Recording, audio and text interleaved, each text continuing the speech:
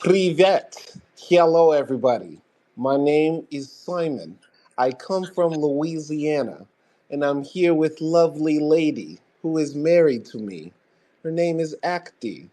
AKDI, say hi, boo. Hello, everyone.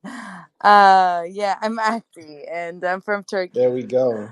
And today we are reviewing a film called Eastern Promises, the 2007 British Canadian drama, gangster slash Christmas film. This is our first time doing a Christmas movie. Actually, are you excited? I know you love Christmas movies. I don't particularly love Christmas movies, but I'm not sure if this is a It's Christmas movie. totally a Christmas movie. It's a Russian Christmas movie. It's got everything that you need to watch with the family: dead babies, gangsters, torture, fratricide, Rape? rape, everything you need, prostitution. It's a great family film for Christmas. No? Ah, great. Yeah. I mean, is this what Russian Americans watch during I guess Christmas? so. Maybe. But hey, these are Russian British people. Don't put us in it. This is the one film Oh, America's not right. involved. Right, right. Sorry. This is what the Russian British watch. Yeah, yeah. But yeah, this is a film request from our guy Mad Villainy, who's been suggesting a lot of films for us to review. And I watched it two times. I watched it last night, and then I watched it again this morning to catch some things that I maybe missed the first time. And I can say that the second time watching it, I thoroughly enjoyed it a lot more because a lot more things made sense, and I was able to piece the puzzle together. But Acti, how did you feel after you saw it, and had you heard about this film before? I did not hear about it, but what I felt was that I thought it was very like authentic and realistic. Like nothing in this movie, even though like it's a mafia movie, felt Mm, tacky, and everything felt like I was like just looking through the window of a Russian mm-hmm, mafia, and like I was just like sort of watching the story. So I would give it that. mm-hmm, mm-hmm, But at the same time, it like after I finished it, I wasn't like, wow, you know. mm-hmm, I don't know, like I think some characters were a bit surface level, mm, or maybe not like as intense as I would have liked them to mm-hmm, be. But yeah, it just felt like I was watching, this Russian mafia's life, mm-hmm. which was like nice in a way, but I didn't get any like big messages or anything. Yeah, I would say the film is very subtle in its theme. I think there is a theme here about family and love, and which is more important when the shit hits the fan. Is it the love for the people that you have around you, and or is it about family over everything? I think there is a theme here, but it's very subtle, and you do have to do some like deep thinking on it or have a discussion about it to get into those elements. But yeah, it is very realistic. I would say, like you described it, acting. It's like looking through a window. It's almost like a dramatization of like a true story. Like this doesn't seem like anything that could not happen. So it's very realistic in that way. I think the acting also brings out this story a lot. I did not even recognize Vincent Cassell as Kirill. Did you notice that? I couldn't even tell that was Vincent Cassell until I looked at the the actors. Yeah, of course I noticed him. He has a very distinct face, I would say. Yeah, but him as a blonde, I So, feel like, like I've yeah. only seen him as a blonde or bald head guy. I've never seen him as a blonde, and I've never seen him have hair. And what do you mean you never seen him have I feel hair? like all the films I've seen of Vincent Cassell, he's been bald-ish, right? I mean, no, I kind of remember him with hair, but like curly Yeah, you'd have to tell hair. me the film because I just saw him in that French film that's black and white about the immigrants living in the ghetto, and he plays a Jew with a bald head. And then in Irreversible, he has like a low cut fade or whatever, taper, Caesar. So never seen him with hair. Okay. I mean, I don't remember any particular film. I'm just remembering like him as I don't know, like from Hmm. photos. Yeah. But either way, the point I was just trying to make is that the acting brings this film to life. Viggo Mortensen as the main guy, Kyola, or Nikolai, as they say here in the cast section. Naomi Watts as Anna.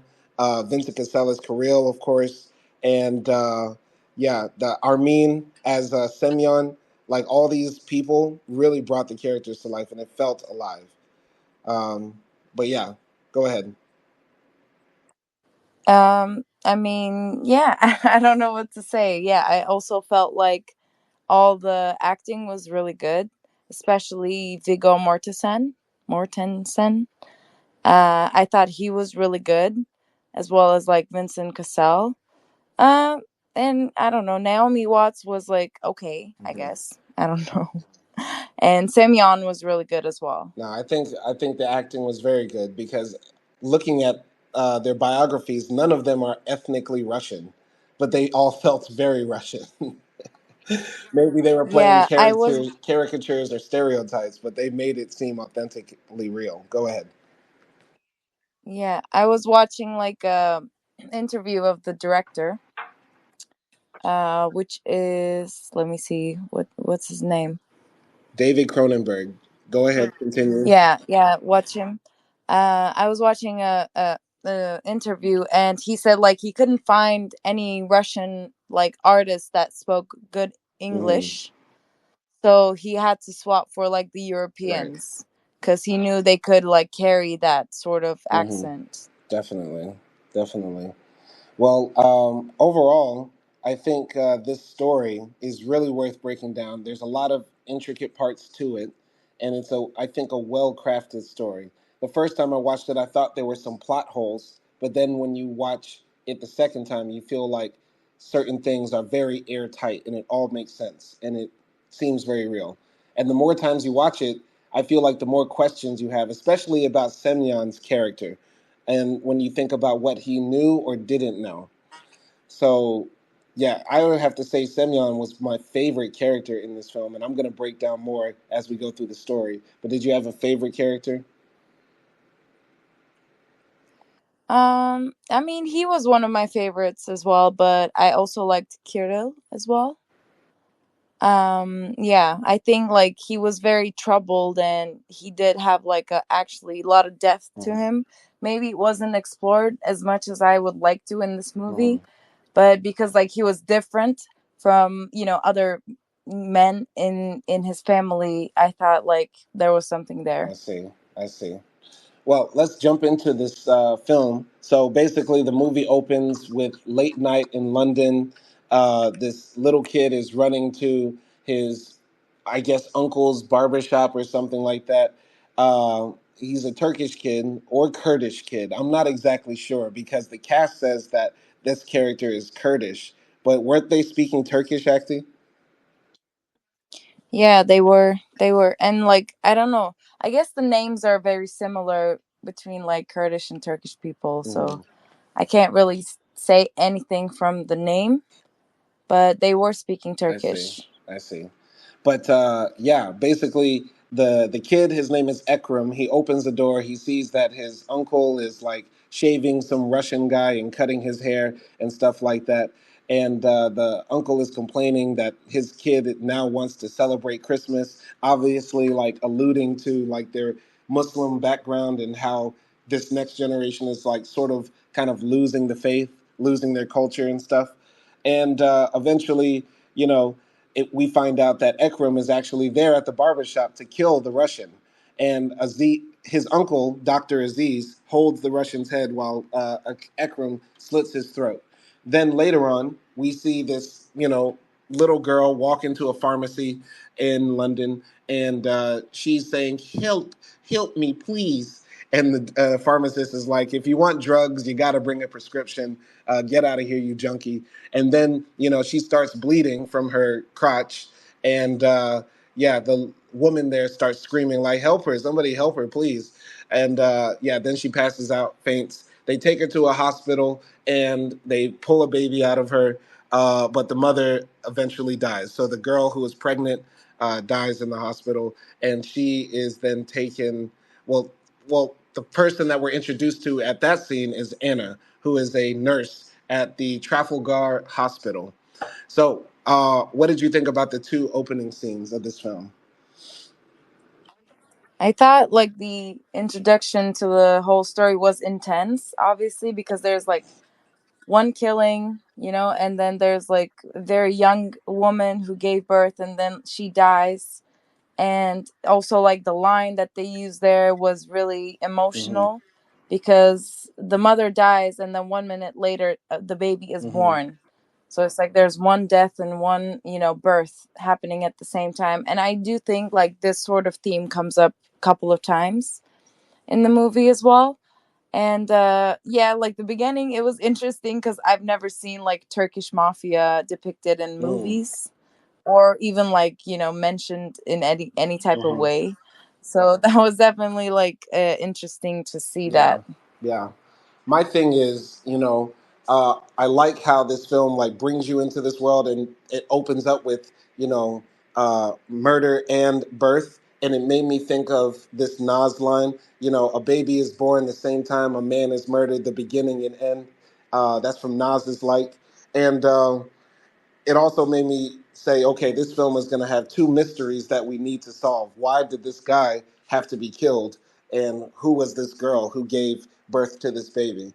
But after watching the film the second time, one of the big questions I don't understand is why Dr. Aziz wanted Ekram to do the murder. Why did he involve his, semi autistic or fully autistic little nephew? If you have any idea, do you know? What do you think? I mean, I'm just guessing that it's like the family business and just passing down the I, occupation. I don't I know. guess. I guess I'm gonna pass it to my guy Matt Villainy. What do you think? What was the reason Dr. Aziz wanted Ekram to help with the murder, knowing that he had some mental issues? Oh yeah, that I never did figure that out. I think, I think he was just using him as a tool Mm, to me. mm-hmm. Yeah, because he he had developmental issues or whatever. He's like, oh, I could use this this fool Yeah, yeah, to do my dirty work. yeah. Maybe, possibly. I have maybe one theory. Maybe Dr. Aziz is like one of those like 1 foot in, 1 foot out Muslims who's like, I don't do the haram, but if people do it around me, I can't stop them. I'm thinking that actually, Uh, I don't know. that could Yeah, I be. mean, Matt Villainy might be right. Maybe he wanted like his nephew to be like his Hmm. protection because he's Hmm. younger. I don't know, and like he is older. Yeah, that's true because, if they do find out who killed this Russian, a younger person who's mentally handicapped, might not get a long jail sentence, but the old man will, you know? Mm. Yeah. All right. But anyway, so Anna, the nurse that we see at the hospital, finds a diary from the girl and she takes it home. And she takes it to her uncle, Stepan, who is like a old school Russian man who's now, in London um, with his daughter, and no, possibly we don't know the exact relation, but Anna lives at home with her mom, and Uncle Stepan is always there, and he's an old school drunk Russian man. And Anna brings the diary to Stepan to translate, and because Anna doesn't speak Russian, even though she has that as her background, um, Anna then finds in the diary a card for a restaurant, the Trans Siberian restaurant, right? And she goes to this place and says, "I need to speak to Semyon." And you know, I found this diary from this girl. It had this card in here, so I thought, you're gonna be able to help me. And Semyon is like, "She had a diary. Oh, you should bring it to me. I'll translate it for you, and I'll make you some borscht, some good borscht." And Anna's like, "Oh, okay, yeah, that's great."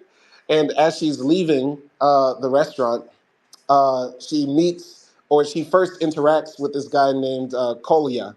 Kolya is the driver for Kirill, who is the son of Semyon, the owner of the Russian restaurant. Acti, what did you think about that scene and getting introduced to those characters there? Yeah, I think like seeing Naomi Watts like that entering into like the Russian house, I think like she did a good job portraying that like she wasn't sure if she could like trust this guy, but then she wants like help because her uncle wouldn't tell like what was written in the diary because he said like he should bury the secrets with Hmm. her. So we knew like something bad was written in the Hmm. diary. But I think like we can also see the doubt in her, like thinking, should I bring the diary? Like, I don't know if like this guy is, chopping fingers behind the Hmm. kitchen. And I think that was like a good suspicion that they put for the Hmm. audience. And I felt that. Yeah, yeah. As far as Uncle Stepan, when we're introduced to him, he does say, you know, did you rob this from the dead? Did you take this from the person who deceased? And Anna's like, yeah, that's one of the benefits of working at the hospital. And I think this is a theme throughout the film. And I think a lot of people miss this is that there is a disconnect between the immigrants who move to a country and they still remember their culture and the next generation and the values that they have. Because Uncle Stepan chastises Anna and says, like, you should bury her diary in her with her, let her secrets die with her and stuff like that.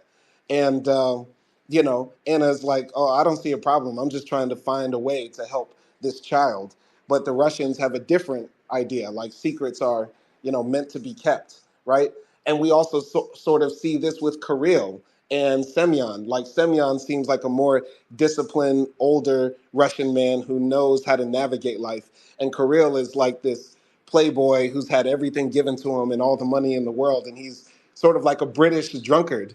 He's become the British version of a drunk guy, like all the time, like a lad or a Chad or whatever. You get what I'm saying? I don't know if you thought of that while watching it. Yeah. I mean, yeah, I was thinking about it, especially like towards the end, but it's exactly right, like what you're saying, because we saw it with Ekrem as well, right? With Ekrem and his like Turkish or Kurdish father or uncle, Hmm. whoever, like he was Hmm. Azim. And then also, like, even in Semyon's family, like very younger, like people, the like Hmm. granddaughters that we sometimes saw, they were like speaking with British Yeah, accents. yeah. So even there, like you can see Right. that. But there is also this part of like passing culture down, right? Which brings me to the second thing I noticed about this film. This is the first time I've ever seen a Russian restaurant. Like, actually, there's a bunch of Russian people in Turkey. Have you ever seen a Russian restaurant? Ever? Never. No. I've been in Serbia. I'm here in Hungary right now. I've been in places where there are tons of Russians, or they've been there in the past. Russians don't leave no food. And that's why I think all of them are like rail thin.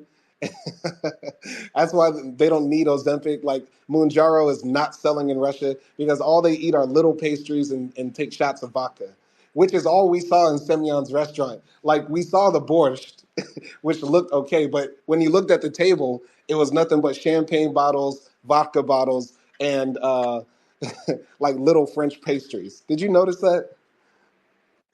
Yeah, yeah. I mean, I think there was like fruits and like some Hmm. meat, like some dried meat sort of thing. Like some charcuterie board with borscht and wine and Yeah. vodka. One of life's greatest mysteries is what do Russians eat? And trust me, I've even had Russian students, and I asked them, "What do y'all eat in Russia?" And they're like, "Yeah, we don't want to talk. No, Russian food." I swear to God, That's hilarious. They don't want to they don't talk want to about the talk about their food. food. They mention like one or two things, like borscht and julienne. But this is the thing: julienne comes from France, and borscht comes from Ukraine. So what the fuck do Russians eat? We still don't know. That's why they're invading Wow. Ukraine right now because they're coming there for food. Yeah, because I'm looking at like Google right now, and it says like pelmeni, which is like manta, but I think that's also Ukrainian as Yes, well. yes. I don't know. Yeah, a little I don't bit. know if Mad Villainy, you have any ideas, or if you know what Russians eat. But what did you think about getting introduced to the Russian culture of this film through the restaurant scenes? Oh yeah, that's. I'm trying to think, and I think this is the only like Russian restaurant or yeah, Russian restaurant scene I've seen. Oh, but one of y'all's favorite movies, John Wick. Oh God, no. Oh, oh, there's a Russian restaurant in John Wick. Hello, anybody there? Can anybody hear me? Yeah, we can hear Okay, you. all right. You hear me? You hear me? Yeah, You we hear can me? hear you now. Go ahead. Okay. Oh yeah, I think the. I'm pretty sure the bad guy was Russian. I don't know. Maybe it was a Russian club, Hmm. but that's the only other Russian like establishment I can remember. Have you ever seen it in real life? Like, have you ever said, "Oh, look at that Russian restaurant"? Oh no, I've traveled some, but never seen it. Even in the States, we got tons of Russians. In Miami, I used to live in Miami. No Russian restaurant. No Russian restaurants. That's hilarious. Oh, I wanted to ask so before my suggestion, have either of y'all seen this movie before? No, I hadn't. No, I No. hadn't heard of it or seen it, but I'm glad I watched it because it actually is good, and I actually have an affinity for like Russian cinema. This is not my first Russian film. I saw a really, really, really good Russian film called the Barber of Siberia. It's so good. There's also another good Russian film I watched called Brother Two. These are like cult classics that I was suggested by a real Russian, right? And these movies are like so hard to find online, but they're very, very good. So I've always had a love for like Russian like media and their culture because they're very unique people. They're just very strange, and I'm fascinated by them, low key. Oh, Yeah, okay, yeah, I want to check those out. Oh, sorry, it's okay. Go ahead. Oh, was that all? Okay. I just remembered like the movie that you were watching, and I kind of watched it with you, Simon, and it was about like this Russian guy walking through the like Russian Yeah, palace. yeah. I think That I was forgot the name of that. Oh man, I forgot the name. The train to I forgot something, but yeah, it was Russian yeah. media is very good. Yeah, but I have to say, looking through their cuisine right Hmm. now, most of them are taking from like other places. Like there's even a dish similar to like Uh huh. kebab here called Hmm. shashlik. And then like the other stuff sounds a bit like bad. Sorry, no hate, but there's like a meat jelly and a cabbage Yeah, soup. yeah. I know people listening to this review right now are like, "Can y'all please continue in the story? Get off the Russian food." And the Yeah. Russians and the Okay. Russians in the comments are going to be like, "Niet, niet, we have plenty good food." But this is the thing: most people around the world are very proud of their food and their culture. But I've only met two people that don't talk about their food: Chileans and Russians. I don't know why. I don't know why. I'm sorry. Mm. Okay. Well, I mean, if there are any Russians listening to this, please like let us know what is your favorite Russian dish so we can like look it up. Please, please let us know where that one Russian restaurant is. Sorry. Okay. Now we're moving. Let's Yes, continue. yes. But anyway, I really like the introduction to Semyon's character because when I watched it the first time, I was like, "Oh, this nice Russian man might not be involved in anything. He might be clueless at all." Like he comes across as very trusting, like that old grandfather type figure, and doesn't seem like he's the type to like break your fingers in half and make you eat your penis after he cuts it off in front of you. You get what I'm saying? But when we Ew. find out what Semyon does later, you know, oh man, it's like a complete turn. But he doesn't turn like viciously evil. He remains the same, but your perception of him changes. And I like that on the second go round, if you follow me. Yeah, yeah. I mean, yeah, I agree. Like, I guess throughout the film, you never really can, like, you know, like all the acts that he did, we hear throughout the movie, but you never really can, like, equate those with his character a little bit because he's such Yeah, a, like, grandpa.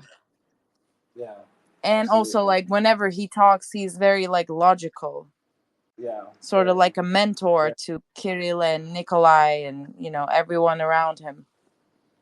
yeah, absolutely.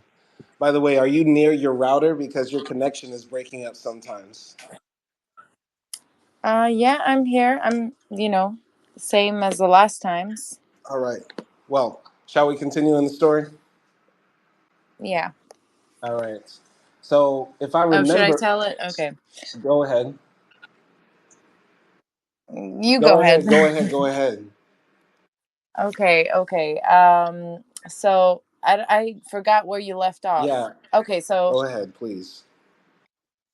she found the restaurant's card in the girl's diary, and the girl's name is Tatiana, and we hear like a little bit of the diary, and we basically know that she was like from a village from Ukraine, No, she wasn't and from she Ukraine.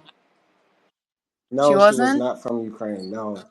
Okay, you All continue right. So then, yeah, please. Tatiana is telling her story sometimes throughout the film as they discover more about her life, and we discover about her life.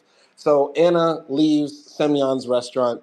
Uh, Kolya tries to hit on her, but she like ignores him. Then goes back to her house and she's having dinner with her mom and Stepan. And Stepan then asks, where's your boyfriend, Anna? And Anna's like, I'm not with Oliver anymore. I'm living at home now. And her mother is like, and you can stay as long as you want, baby. And Anna's smiling and stuff. And then Stepan says, I knew he would run away.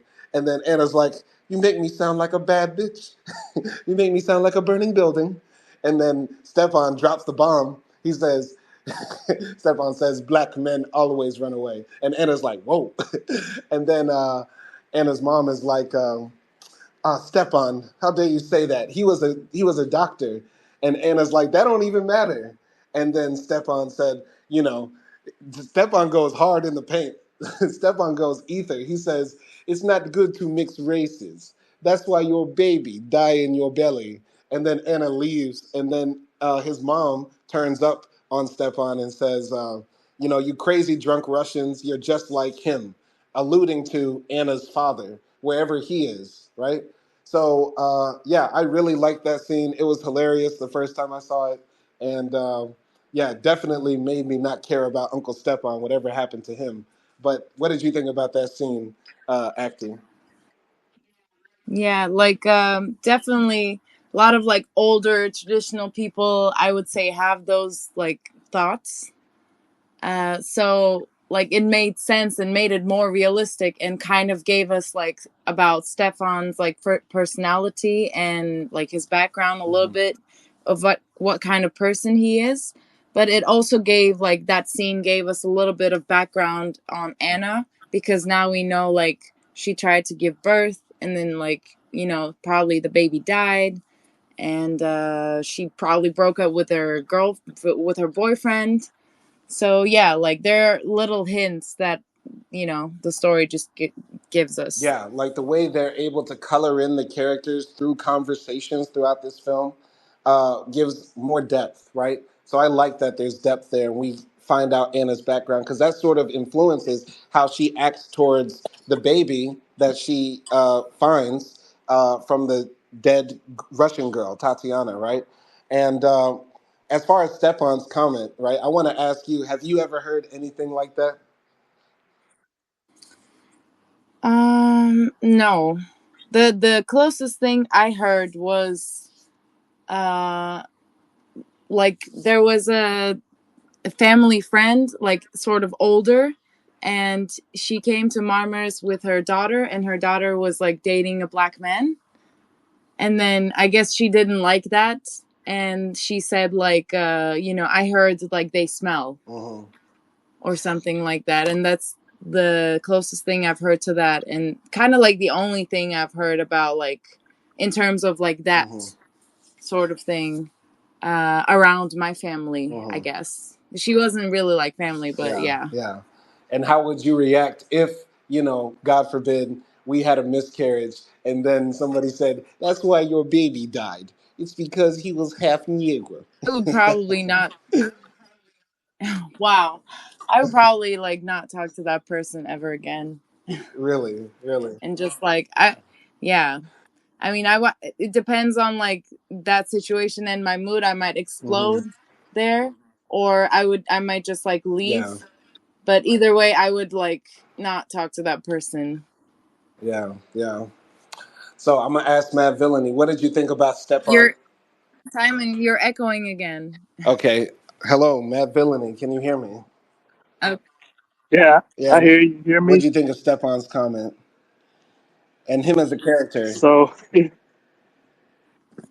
okay, so on one hand, he was based about the secrets, but then on the other hand, he was dead wrong about, you know, just uh, other things, ethnicity and race and Hmm. everything. So, so yeah, as a character, like it, he was good on some things and dead wrong on others. That's all I know. Yeah, yeah, yeah. Once again, this film I think is like, giving that compare and contrast between the immigrants and their children and their descendants, and like how being in a country changes those people over time, right? So I think Stepan's comment shows he's a bit out of touch with the modern world. But I like that this film does show every Russian film I've ever seen. Hello, Acty, can you hear me? Hello, Acty, can you hear me? yes, I can hear you, but you're echoing a little bit from time to time. Okay. I don't hear that go. No? Okay. Anyway, so damn, I lost my train of thought. Um, Oh, yeah. Well, what I was gonna say was like almost every Russian film I've seen something in it racist, at least pertaining to black people. Like I remember there's a scene in the other Russian film I saw called Brother Two, where the Russians are like sitting around a campfire and they're just saying, "What? We say nigger. That's what we call them. That's just the name. That's what we say in Russian." And then a black guy walks by and they say, "What's up, nigger?" And like they get packed out right there in the film. It's pretty funny. And yeah, I wonder why, like in their culture, they have so much anti-blackness. We didn't do nothing to them. We didn't do nothing to them. But anyway, continuing on in the story, right? Kirill and Kolya meet up with the Turkish guy Azim, right? And they go to Azim's barbershop. And at first, Azim doesn't want to let Kolya in because he's like, I don't like him. I don't trust him. Plus, he's just the driver. But Kirill is like, where he goes, I go. Plus, he's not just a driver, he's the undertaker, saying that like Kolya actually has skills dealing with dead bodies. So they walk into Azim's, shop, and actually Azim has like a speakeasy inside his building, right, where he's letting illegal gambling and games go down. And when they walk inside, Ekram tries to scare them, but Ekram says, "I got tickets for Chelsea. I got tickets for Chelsea for the football match." Kolya almost kills him, but then that's when we find out officially that Azim says to the two guys that Ekram has mental disabilities. They go to the freezer and find the dead body of the Russian that they killed, and Kirill is like disparaging the dead body and spitting on him and stuff like that. Then he pays Azim money for the hit, and then Kolya then begins to dismember the body, like cutting off the fingers and taking off the teeth, while the other two guys leave the room because they can't deal with that. Actually, what did you think of that scene? Yeah, it was definitely like one of the, brutal scenes of this movie because that like cutting the finger scene was like but then we also kind of got like Kolya was this sort of cold, criminal that can do anything, that can just like, act very normal. And we understand like this is also normal for Kirill as Hmm. well. But yeah, that's what I thought. And I really didn't understand like why they were doing until later when the body was Hmm. found. because I was like, why are they chopping only the fingers and like the teeth and stuff? Well, yeah, they do that to hide identity, of course. With Oh, your oh, finger. okay. I thought they were just like marking their No, dead. no, of course, if somebody dies, you can find out who they are with their fingerprints or their dental records or their matching their teeth because everybody's fingerprints and teeth are different. So, yeah, Okay. that's common. That's basic criminality 101.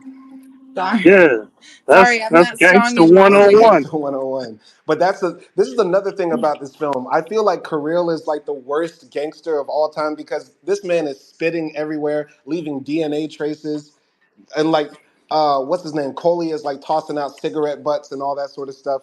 We I guess maybe Coley could be like reckless because we find out later who he really is, but Kirill is like the worst at being a gangster, like just drunken, sloppy, spitting, nasty, bad at it.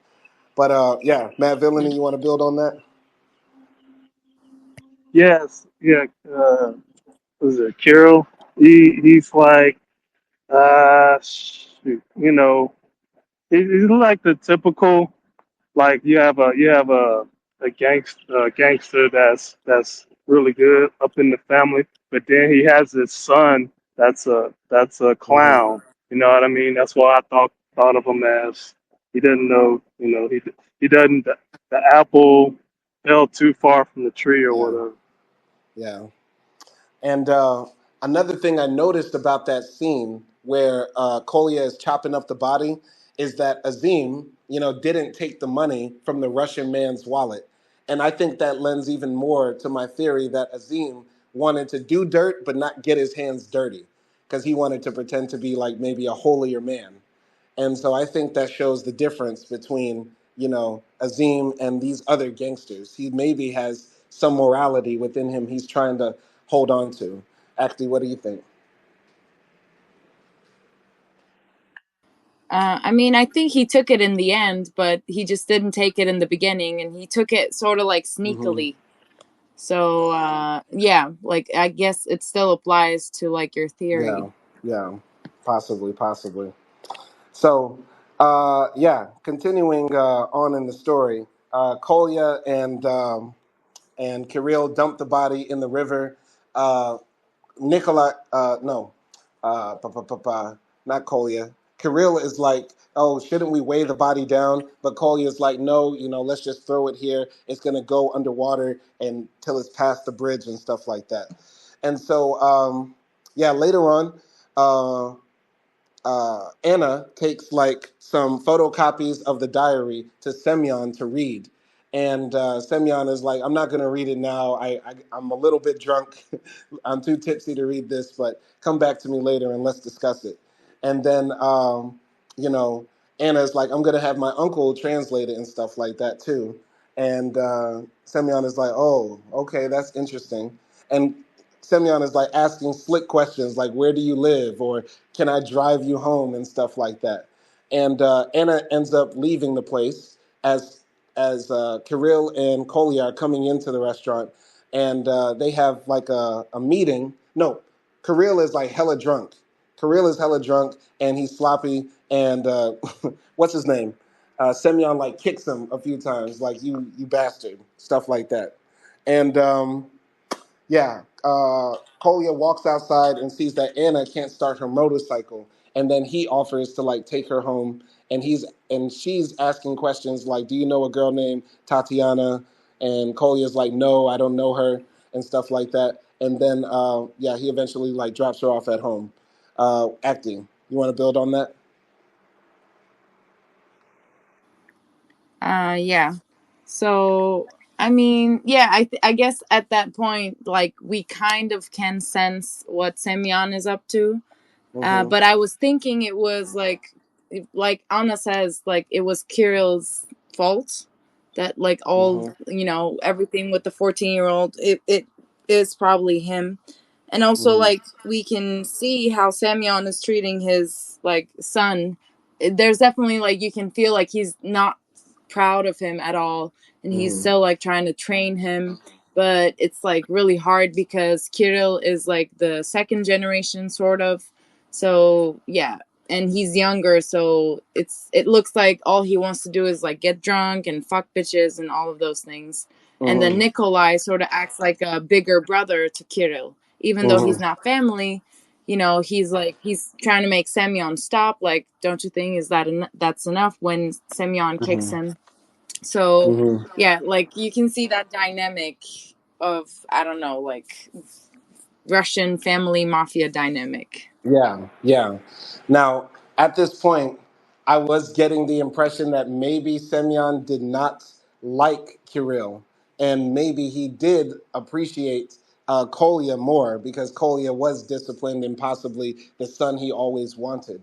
And so, it's interesting what happens later because I felt like even though Semyon didn't like his son, he still loved his son at the end of the day and just tolerated Kolya. And I also have another theory that I think is way out there, and I'd be interested to hear what you think about it. But yeah, I'm gonna ask Matt Villainy if you had any comments about Anna and Kolya's relationship. If you thought that maybe Anna didn't trust Kolya at the beginning, and what you thought about Kirill and not Kolya, Kirill, stuff like that. Yeah, yeah, Nikolai. Nikolai. Oh, Kirill. Nikolai. Uh, yeah. So I think she was trying to be cautious. I think, but at the same time, I don't think she was very Hmm. bright. Uh, just because, well, later in the story, it's like, can you not see what Simeon is doing? Hmm. But but yeah, she's she's not she's I guess she's I don't know, she ain't that brightest tool in the shed. But that's us looking at it from the From outside as a movie though. Yeah, from the outside looking in, I think Anna might have had an infatuation with gangsters to some degree. Like she tried to play like, oh, I'm the good girl, I don't want to be around this and stuff like that. But I felt like there was some tension there. Like Anna secretly wanted. Oh yeah, she wanted the bad boy. That's all it was. Yeah, that's what I'm thinking. I don't know, Acty, what do you think? Do you feel like Anna was like feeling Kolya and the whole gangster aesthetic? Yeah, I think so. And I also think, like, because he's so traditionally Russian, Mm-hmm. I think that was interesting for Anna as well, because she is like, yes, she has the Russian lineage, but she's not really Mm-hmm. Russian, she grew up in Britain. So I think, she was also attracted to that as well. Definitely, definitely. But yeah, so Anna makes it home after uh, you know Kolya drops her off, right? And I believe in the next scene after that, Anna's mother comes into Anna's room as she's getting ready for work, and she says, "Stepan, tell her what you told me." And Stepan is like, this book, this information, you shouldn't share it with anybody. Because Anna says, I took it to somebody else to get translated. And she's actually mad that they read the diary that she left there. And Stepan says, this book talks about rape, it talks about drug use, it talks about prostitution. This girl went through a very hard life.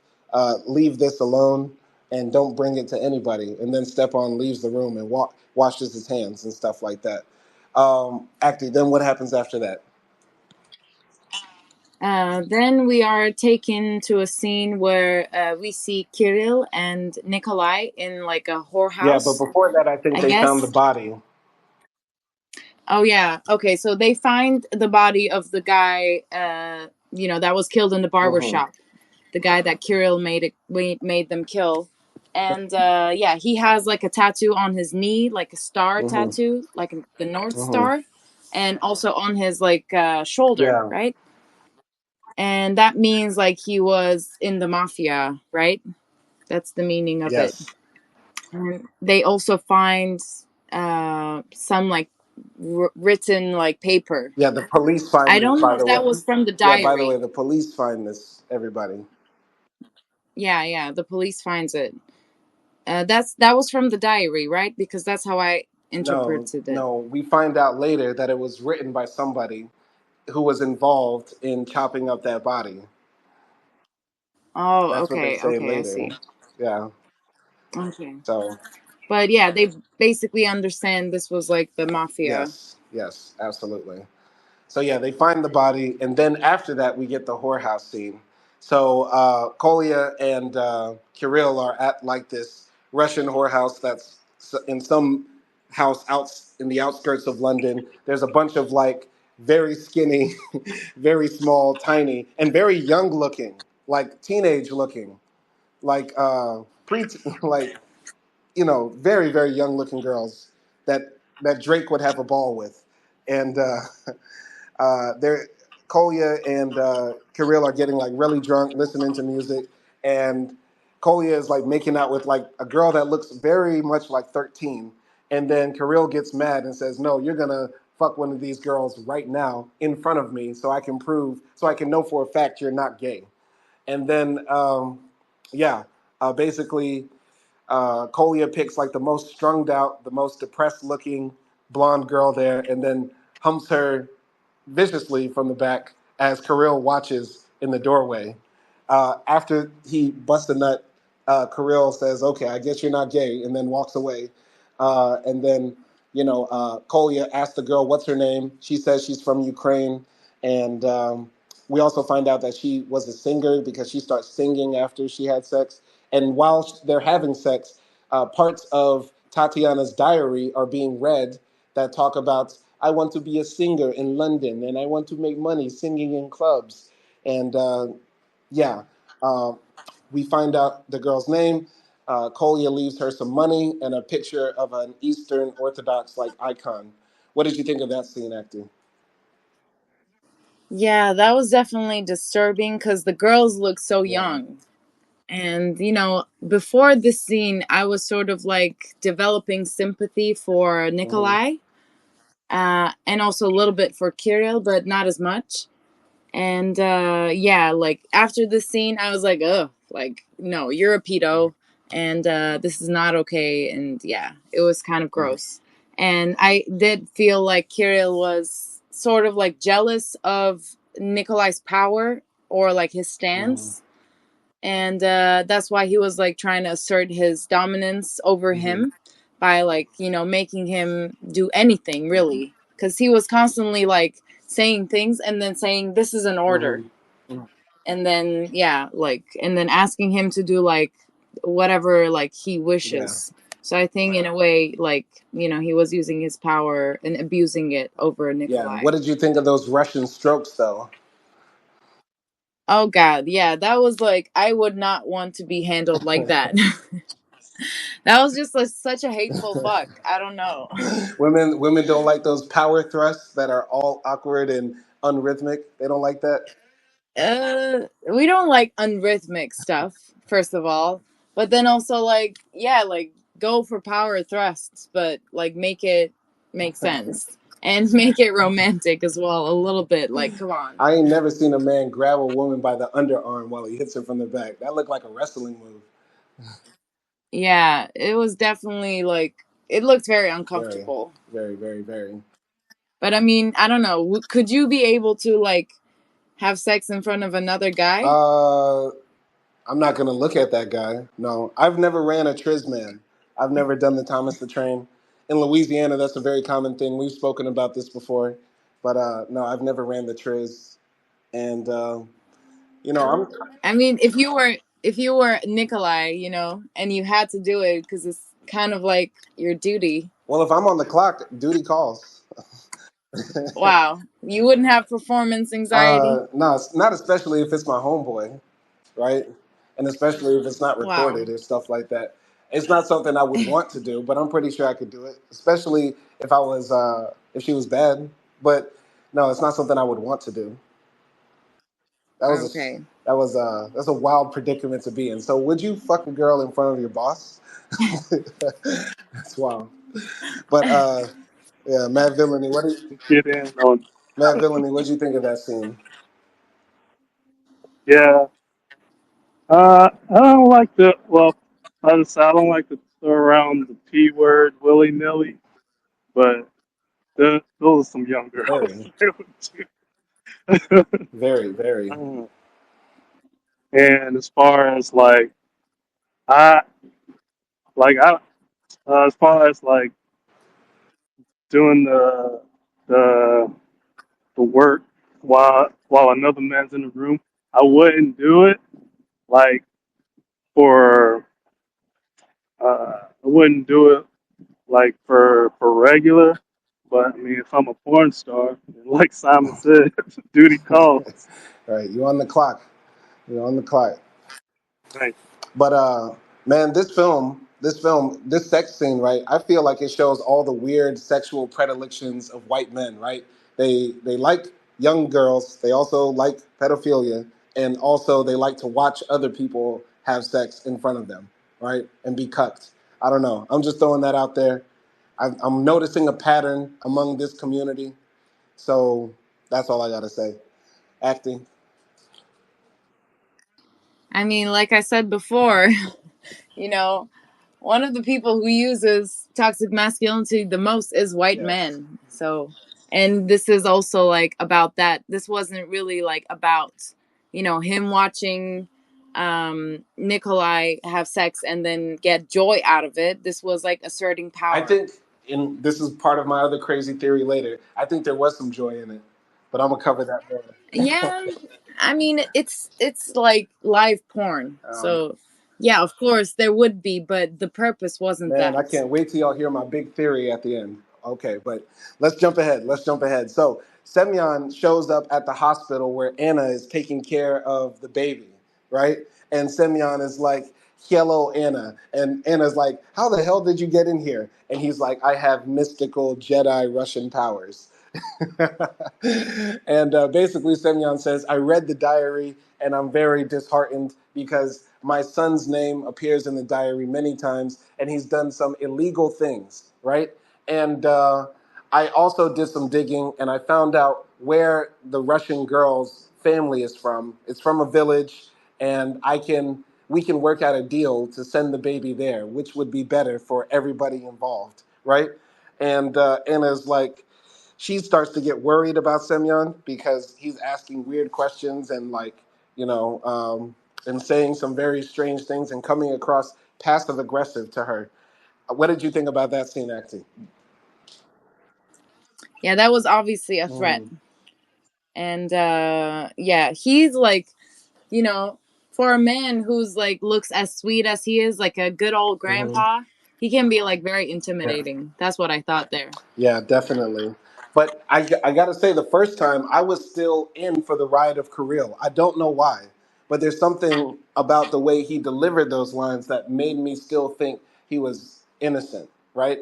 And until we find out later, full force, like full stop, that he actually, did some very harmful things to this young girl, I was still along for the ride. And I think that's the genius of the acting here, right? He didn't overact. Yeah. Yeah, definitely. I mean, like I said in the very beginning, this feels very realistic and there's no like any fakeness to the whole story, really. Definitely, definitely. Matt Villainy, any comments on that scene? Shoot, I don't remember the scene. Okay. All right. Well, jumping on ahead, actor, you want to pick it up? Yeah, basically the next scene is like we see Anna with her family, her mother and uncle, and they're discussing like sort of what they're gonna do. And Anna's telling them he sort of threatened me, No, and he might. What no, now? that's not what happened. No, she shows up at the house and her parents are dictating what happened. Like, no, Stepan is reading the diary and her mom is writing what he said in English on another piece of paper. Okay. Okay, right. Okay, sorry, I skipped that part. So, okay, so they're dictating, and then we find out that Kirill sort of like um, tried to attack the girl, but he couldn't do it, or like he couldn't rape her because, yeah, we will learn the reason later. But then his father became upset, and then he came and he did it. So we learned that the father, Semyon, was the person who actually raped the Mm-hmm. girl, and the kid belonged to Mm-hmm. him. Mm-hmm. And that's what we learned there. Yes. We also learned that Stepan was in the KGB.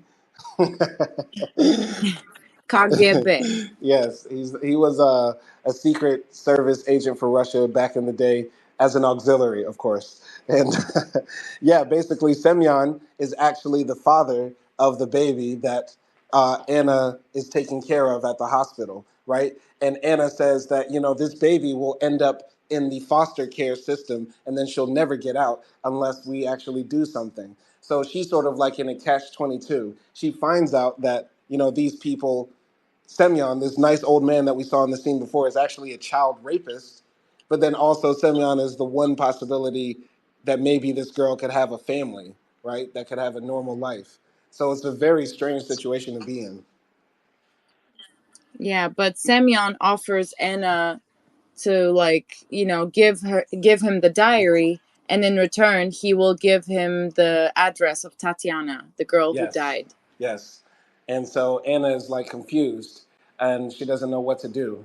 And you know, Anna says like maybe they should call the police, and then I think Stepan is like, let's not call the police, uh, and Anna's mom is like, we're ordinary people, and then Stepan delivers a very powerful line. He says she was ordinary people in reference to Tatiana, like she was a normal person, and look what happened to her, when she got involved in this gangster underworld.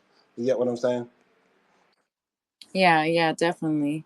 And, like, yeah, we can see sort of like, two sides of Yeah. Russians that live abroad, Yeah, I this movie guess. is very interesting because like there's a scene where something horrible happens. Like Stepan does a like says something horribly racist about black people, and they're having like a meager dinner in their living room, and then the next scene is like a big grand Russian dinner at a fancy restaurant where people are like playing the violin and singing and having fun, and there's like this contrast once again between the new and the old, the originals and the second generation, if that makes sense. You get what I'm saying? Yeah, Yeah. yeah. All right, but in the scene after that, Kolya is like trying to fix Anna's motorcycle that had water in it, and then Kirill calls him and says, "Come here, come here. We got these shipments. We got these caseloads of bottles of wine that we got from France that we got very cheap, but we're going to sell them at very high markup." And Kirill is celebrating as if he pulled off the deal when really it was his father who did it. But he also is making an allusion to Kolya that what the big money is actually in heroin. They need the Kabul connection. I don't know if you caught that acting.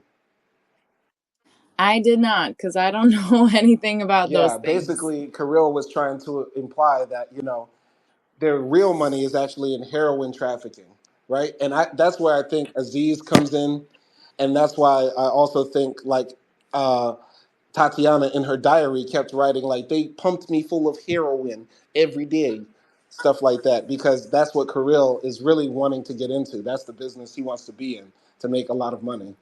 But yeah, Semyon like gets mad at Kirill and Kolya because he finds out that their friend had died, and the person that we saw at the beginning of the movie had died, and Kirill tries to deny it, but Semyon knows he's lying, and Kolya says, no, I know exactly what happened. This guy was spreading lies about my boss, who is Kirill, and so he had to be taken out. So we planned to do it, and Semyon is upset, but he's also sort of like respecting Kolya for actually admitting the truth. But he is upset because they killed a Vor, a member of the gangster mafia, and that's a major rule. You cannot do that for any reason. And Kolya says, well, this guy was talking to the police. I have information that tells me he's talking to the police. And Semyon is like, okay, I understand. What did you think about that scene? So yeah, in this scene, I was thinking maybe because, like, the father was not taking, Krill any seriously, and he was constantly like yelling at him and sort of telling him to shut up when two people are talking about business and all those things. So I was thinking, okay, like, is Kirill gonna turn up against Nikolai, and Mhm. sort of like, is he gonna get jealous and then, I don't know, try to kill him or something like that? And he's like, whenever Kirill is in the same scene with his father, he's like a little kid, Hmm. like a guilty teenager. Hmm. And I think like Vincent Cassell captured that really good, because when he's not with him, we see him like being with women, being drunk, and being like brutal. But yeah, when he's with his father, he's like a child. Hmm. Right, right, right. Yeah, exactly. There is that dynamic because I think in Kirill's mind, he's like, I'm born into this. I should naturally get more respect. But we see in every scene that Kolya is trying to earn his respect by climbing up the ranks every time he confronts Semyon and has the balls to say the truth to him, not knowing, what the outcome might be. So, yeah, Kirill is definitely, a beta male in this situation, but he doesn't realize it yet because he's still resting on his laurels. But that's what I got to say. I'm going to pass it to Matt Villainy. What did you think about this scene? Oh yeah, it's yeah. You see where Kirill is not around his father is not what he pretends to be, but otherwise. So it's and we'll see later on in the Yeah. film about it. Hmm. Hmm. Yeah. So at the end of that scene, Semyon says, so the person you killed has brothers, right? And that's going to come up later. And so Kolya says, well, I don't care. Kirill's got me. And then Semyon's like, oh, okay, all right, bet. Then the next scene happens when Stepan, Anna, and her mom are all at a restaurant waiting to meet up with Kolya to exchange the diary. So Anna gives Kolya the diary, and Anna then says, "Now give me the address for where the baby is going to go." And Kolya says, "I don't know what you're talking about." He leaves the restaurant. Anna then confronts Kolya and says, she was 14 years old. Semyon raped her and got her pregnant. And Kolya says, "This is none of my concern. This is what happens. That's life." Stepan like spits in his face, spits in Kolya's face, and then they separate. Acty, what do you think of that scene? Yeah, Stefan is like just so. I mean, he's a racist, so I don't want to say he's cute, but he's just like trying to like threaten this big mafia guy who chops off fingers. So he just like is so, I don't know, Mm-hmm. Mm-hmm. something like delusional, I guess, or he's not delusional, but he's just so dedicated to like protecting, what is Yeah. his or his family. And yeah, and here also I felt definitely like that affinity that Nikolai has for Mm-hmm. Anna, because he doesn't do anything when Stepan spits on Mm-hmm. him, or he warns Anna saying like you're good people, like just stay away from him, and yeah, don't get involved in anything, and all those Yeah, things. yeah. The first time I watched this film, and Kolya said, I don't know anything about that. I thought that he was like, doing the bait and switch, like as in like, yeah, let's get the diary by any means, and then just lie and not live up to our end of the bargain. But it was actually he did not know because Semyon never told him about his deal with Anna. He probably just told Kolya, go get the diary and bring it back to me, and that's it. You get what I'm saying? So that was something I caught the second time. Did you catch that, or did you think that? Yeah, I think he learned when he read the Hmm. diary. No, I'm talking about I didn't think. the deal that Semyon made with Anna. Oh yeah, I don't think he knew about Hmm. that Yeah, as well. yeah, yeah, Yeah. yeah. But there's also moments in this film where Kolya shows that he has a heart. I don't know if you thought that he was like compassionate or sympathetic throughout the film. What did you think? Yeah, I thought so. I think the only person who seemed like who had the most heart but actually didn't do anything sentimental was Hmm. Semyon. Because we see him like cooking and playing with his grandchildren, but he actually was the coldest person, like the cold-hearted Yeah. person in this movie. And both Kirill and Nikolai showed, you Hmm. know, emotional Yeah, things. yeah. So yeah, I'm gonna pass it to Matt Villainy. What do you think of that scene? Oh, let's see. The restaurant scene where yeah, yeah. So yeah, Nikolai he was showing that he wasn't just this cold gangster. He had a it was a dichotomy where he could have went went off on Stefan, but he had to temper that. So yeah. Yeah. Who do you think would actually win in that fist fight though? I think Stefan might actually got some old Russian man strength. You know what I mean? Oh yeah, yeah, yeah, man. It would have been something to see, and it would have been almost even. I Yeah. think. What you think, Acty? I think Stefan low key might be able to like break a man just by holding his pinky too tight. Wow. I think it's gonna be Nikolai. Come on, guys. You saw the fight Oh yeah, scene. we're Come gonna get on. to that. That was one of the best parts of the film. And yeah, Yeah. so basically, by the way, guys, I'm saying Kolya because that's the name they call him in the film. I don't know why y'all keep on saying Nikolai. Because in the credits it says Nikolai, but I guess like both names are Yeah, that's fine. the nickname for Nikolai. But anyway, so Kolya goes to the restaurant. He's reading the diary. Semyon comes out and says, I'm glad that you're able to do simple tasks. Now, can you tell me why you killed, that Russian guy? Why you paid to have that hit done? And Kolya is like, I don't want to say. I don't feel good. And he's like, you will tell me. And then basically he says that, the Russian guy that they killed was calling Kirill gay. He was calling him gay behind his back and that he's a queer, right? And so yeah, that's basically it. If there's anything else, he also said that he's a drunk, but I don't know how that's an insult to a Russian man because all throughout all the movie, all of them are drinking all the time.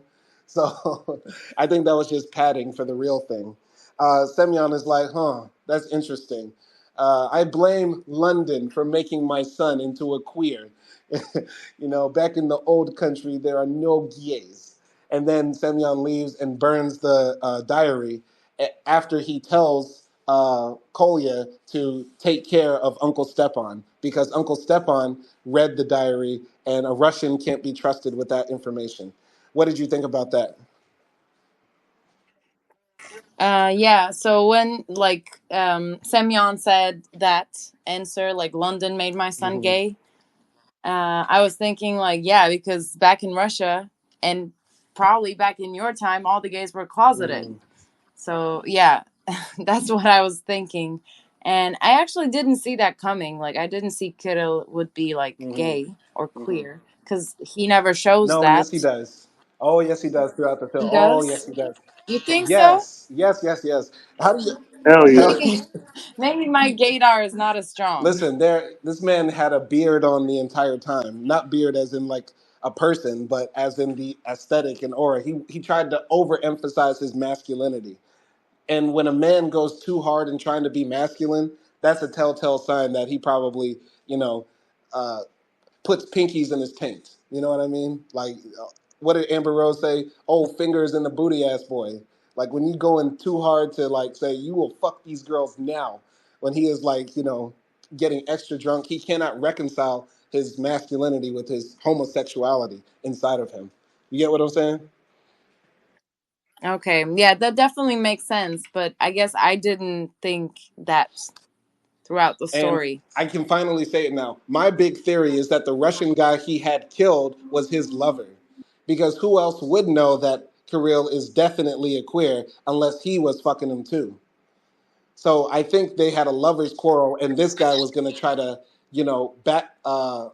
blackmail Kirill by spreading rumors that he's gay because he knows because he fucked Kirill himself. You get what I'm saying? That's my theory. I think that's a very solid Yeah. theory. I think that might be true. But I don't know, Matt Villainy, what'd you think about that scene? Oh yeah, man, it's damn. I'm trying to remember the scene, but yeah, it's I don't know. It's what y'all And what said. do you think about the idea Kirill is gay? Like, do you think there's some truth there? Uh, oh yeah, he's definitely gay. That's not that's not a Yeah, question. But as far as why he killed the other Russian guy is that yeah, that's a solid theory right yeah. there. I didn't think of that. I think also there's evidence because, in the diary, Tatiana wrote, Kirill tried to rape me, but he's a beta bitch boy with a clitoris cock. So his big dick father had to come and take it. So yeah, I think Kirill definitely couldn't get it up around pussy, which is why he had Kolya fuck a girl in front of him to prove he's not a queer, because he is projecting his own insecurities onto Kolya. But we never see, Kirill be around any women. You get what I'm saying? Acting. Yeah, I mean, once it was out, I connected the dots, but I didn't think about it before Yeah, that. yeah, yeah, yeah. So yeah. Anyway, moving on in the story. Basically, what happens next? Oh yeah, Kolya shows up with the motorcycle delivered to Anna because she had left it at the restaurant because it didn't work, and you know. Stepan asks about her uncle, like, does he live with you? And then Anna gets uncomfortable, and then Kolya then leaves and stuff like that. So he tried to do a nice thing, but he also sort of like threatened Anna because Anna knows he's a gangster by now.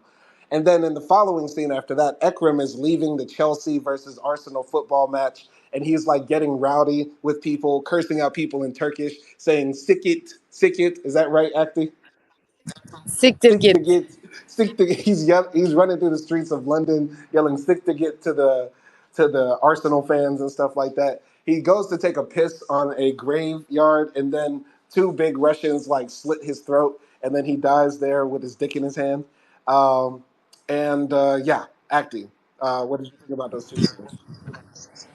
Okay, first of all, the first scene with Anna and Nikolai, he says something like, I know that village where she's from, where Tatiana is from, and it's not a good village, so I don't think sending the baby back would be a good Hmm. idea. And then he says something like, maybe you should keep it. Yeah. And which I think there's like some, social message you can get from there. Like nobody really leaves their country to be prostitutes or, to be drug dealers, to die, to beg on the streets or anything like that. People try to get out of bad conditions, and that's why they go, to bigger cities or, those type of Hmm. places. And yeah, and then after that, the killing of like Hmm. Ekrem, I thought that was like very, I don't know, but that was very good. Like the killing part. I mean, it was bad. Like a person got Yeah. killed. That part was bad, but it was just so Yeah. professional. Yeah. I was sort of shocked. I didn't understand he died at first until I saw the slit in his Yeah, throat. yeah, definitely. I think when Colia says to Anna, like, it's not a good place for a girl to grow up too. I think he's implying that the cycle will repeat because we're going to send this orphan girl back to this same village, and then she's going to get exploited and pimped and possibly get raped and die too. You know what I mean? So yeah, keep her in London, right? And this film, I think, asks a lot of interesting questions about East versus West, which is better, home or the West. And I think the film does land on the idea that living in the West or living in modern, you know, nations, first world nations, whatever, is a better choice. But it is also about what will the people value while being in those places. You know what I mean? That's what I think the question of the film is. What do you think, Acting? Yeah, I agree. And also like I think I've said this in multiple other, lives that we did, but our history teachers always said geography is your Hmm. destiny. And it also says a little bit like, no matter like where you go, some part of your like traditions or your history where you were born will sort of like find you in certain Hmm. ways. And in this story, it's a sad way. It's a bad cursed way. right? But sometimes it's not bad, sometimes it's Yeah. good. But yeah, I think it finds a way to reach Yeah. to, Yeah. It's sort of like you can't take the Russia out of the boy, you know? yeah. So, yeah, definitely, definitely.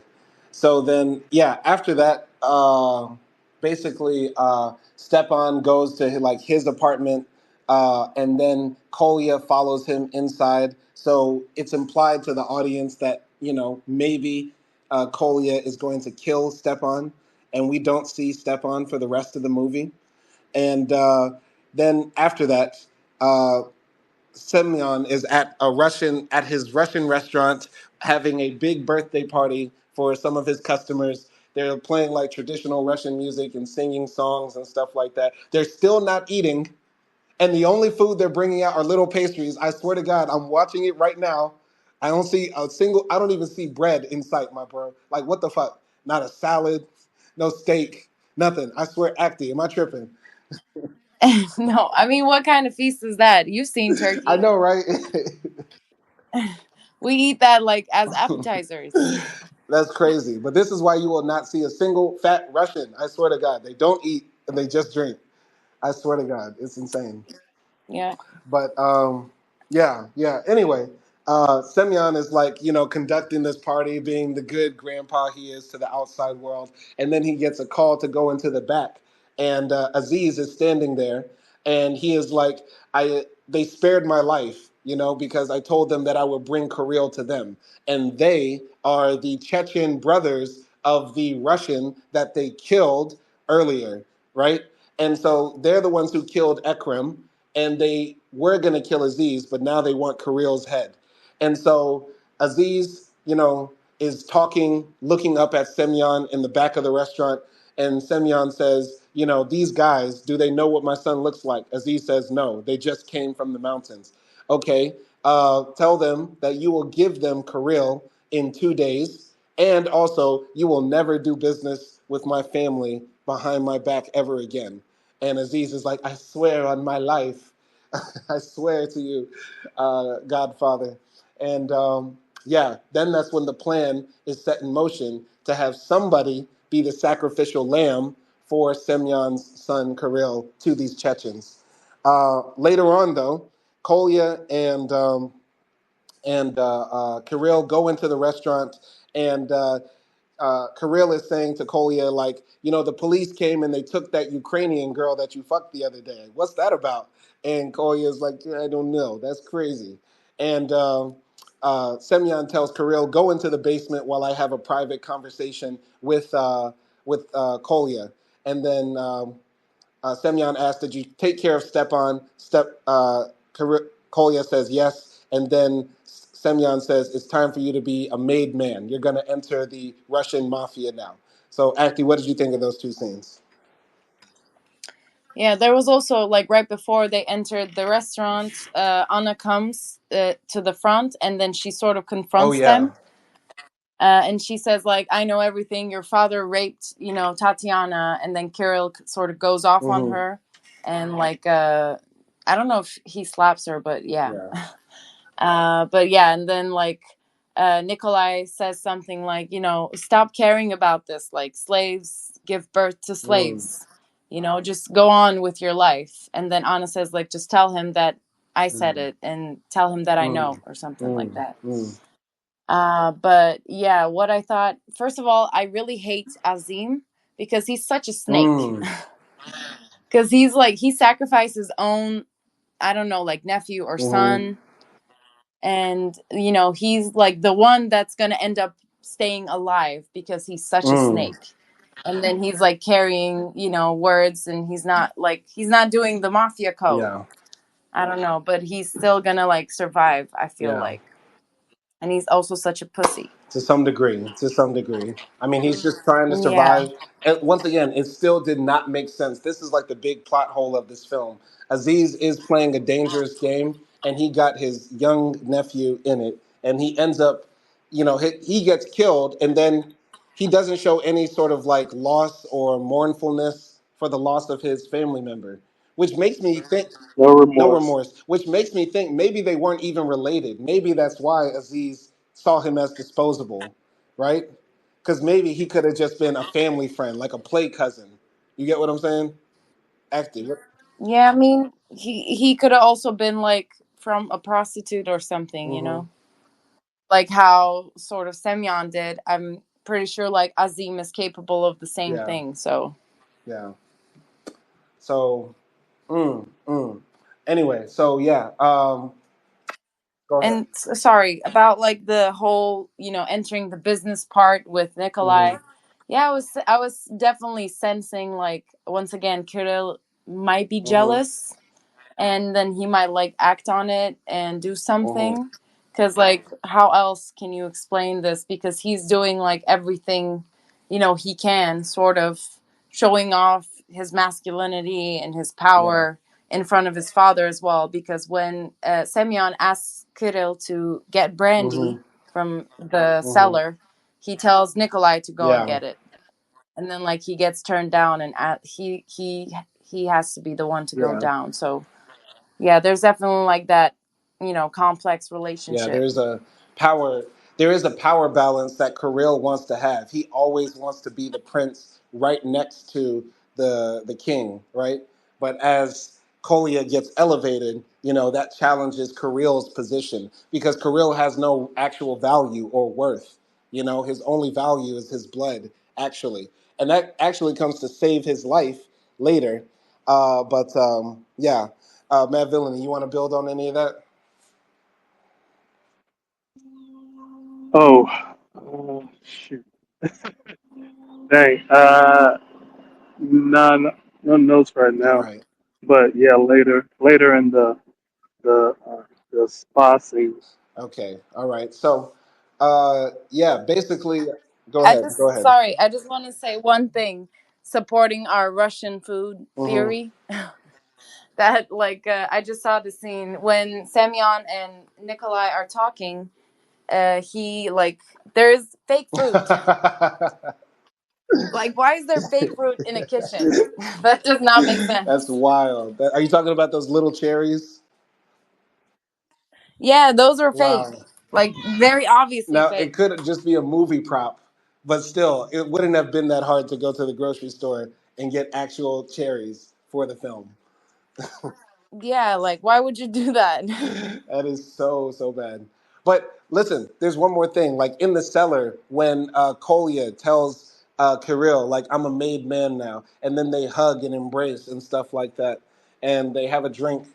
You know, what did you think about their relationship right there, Acti, between Kirill and Kolya? Because I feel like Kirill is still trying to play mind games on Kolya and act like he knows more and he's smarter because he says, "I knew all the time that you were going to be a made man. I knew this was going to happen," right? But I think he's lying. He didn't know. Because if he knew, he wouldn't have acted the way he did in the kitchen. But what do you think? Yeah, I definitely also thought he was lying, and he was once again trying to like show off his power and Hmm. status. And yeah, but I do think like he also loved Hmm. Nikolai, maybe even more than his father, because he's been taking care of him and sort of being like his partner in crime through all of Hmm. this. And his father is constantly like, you know, complaining about him and like about Kirill, and you know, never taking him seriously, but Nikolai actually does take him Yeah. seriously, and he doesn't like judge him for being gay. Like they never talk about Hmm. it, so I'm guessing like he just accepts Yeah. it. And when it comes to Nikolai, I think he's like aware of Kirill's you know, lying and this like showing off, and he's just like not really, you know, he doesn't think it's important because he thinks Kirill is harmless. To some degree, yeah, harmless, Yeah. and if as long as he's contained and always pleased, he's like the child that always has to have the toy in his hand to stop from crying, right? So as long as, Paper tiger. yeah, paper tiger, exactly. As long as he's pacified to some degree, you're safe with Kirill. Keep him drunk, keep him, around women, just not fucking women. Don't let him see a pussy. He'll start saying, "Ew, gross, clitoris, ew," So yeah. Yeah. But Yeah. yeah, the next scene is, basically there's a ritual with all the Russian mob bosses initiating uh, Kolya into the mafia. They ask him a series of questions. We find out about Kolya's background, going to prison and all that stuff, and his tattoos. He eventually is allowed to be initiated. He gets the tattoos on his knees and on his shoulders. Then he is sent on his first mission as a made man, which is a meeting with Aziz in a bathhouse in London. And as the meeting happens, Aziz says, I have to go to the bathroom. And when Aziz goes into the bathroom, the two big Chechens walk in there. And Aziz says, he's inside, get him. And the Russian and the Chechens, pat him on the shoulder like, good boy, good boy. So, yeah, Best scene. what'd you say? Hello? So this is the best scene. This is the best Yeah, scene. yeah. So yeah, they have the a brutal fight in the bathhouse where Kolya is naked, butt ass naked, fighting these two guys with like these hooked knives. He eventually is able to overcome both of them barely, but he's badly damaged. He ends up in the hospital, and yeah, Anna sees him at the hospital, and Anna asks, where's my uncle Stepan? We haven't heard from him. We find out actually Stepan was set to Edinburgh in a five-star hotel and told to keep quiet. And yeah, we also find out that the baby is from a certain region, or Tatiana was from a certain region, because Anna asks about that. Then Kolya is visited by the police we saw earlier, and we find out Kolya is a cop. He is a secret undercover FSB agent from Russia trying to infiltrate the Russian mob. So, yeah, acting. What did you think about that? Oh, well, I mean, these scenes were like the best part of the movie because I felt like up until, I guess like the bourbon part, like, that part, or like the fight scene and the guy Nikolai being accepted into the community, I sort of felt like I was watching a very long Mm, introduction. Like, yes, there was parts that were being added to the story, but I was like, where is this really mm, going? And at that point, it sort of like, wrapped it up for me. But definitely, like being accepted to the mafia, that scene was really mm. good because you can see how, like, they told him, like, your mother was a whore and your dad was like, your Was a dad bit. is better off Yeah, that was dead. a punk bitch. Yeah. And like you can, they're sort of like humiliating him Mm, publicly, and he has to accept it and take it, and you can see like how, you know sort of poisonous and toxic the mm, mafia is, because you have to keep everything above mm, that, everything below that, sorry. And then yeah, the fight scene was insane. mm. Because, like, how are you gonna have like a 5-minute naked fight scene? That was really good, and I congratulate like the actor Viggo Mortensen. Mm-hmm. Mortensen, yes. That was really good. Yeah. And then yeah, also like the big reveal of him being a Mm-hmm. spy. That was also something that I did not see, and that's where I sort of like really enjoyed and connected Mm-hmm. everything throughout the Yeah. story. Yeah. Matt Villainy, what do you think about those scenes? Oh man, listen, I rewatched this movie just for the bad scene. I mean that to me that was one of the best action scenes in film history to me. Uh, yeah, because like he's got nothing, and he's taking on these two big gangsters nude, and he takes them both out. That's awesome, man. Yeah. I was like, I'm an action buff. I like that stuff. Mm-hmm. Yeah, it's like a visceral scene. And the thing is, like, David Cronenberg is known for like body horror films, right? Like The Fly and stuff like that. And I think, this film isn't like a horror film per se, but the way that action scene is shot, it's so realistically done. Like the cuts in not Vigo's body, but Kolya's body seem so real. The intensity of the fight seems so real, especially because like there's no music, and the sounds that they're making, other than like the punching sounds, sound like what you would actually hear in a fight. So it comes across as very authentic. You know, just imagine the smell though. Ugh, how you gonna fight a naked man, man? That's Yeah, it's all slippery and sweaty, and also like at that scene when they were fighting, they cut the hmm music. So it's very realistic. You can literally like hear the slappings and the sounds of Yeah, fighting, and it's so yeah. realistic. Now, now, Matt Villainy, what do you think about Kolya grabbing that random ass man as a human shield? Is that some bitch shit? Oh, yeah, that's crazy. I mean, you gotta you gotta do what you gotta do when your life's on the line. Hiding behind another man. Like, I'm not it. Tag, I'm not it. Actually, what do you think? Was that wrong? Yeah, that was wrong, but what can you Okay, do? He's okay, dead. okay. All right. You shouldn't hang out in a mafia I know, right? bathhouse. If I see anybody walking into a bathhouse with stars all over their body, I'm leaving. Or like two Chechen brothers I know, walking in right? Like, as you well. just let these two guys dressed in all black in to the bathhouse. Like, nobody is out there checking the gate. I mean, they probably did not have a choice. That's wild.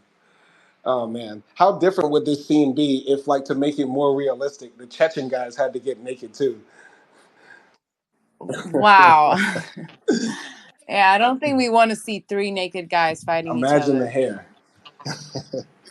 Yep. They're Yep. like sweating vodka. Yeah, that's All right, can I do gross. my big reveal now?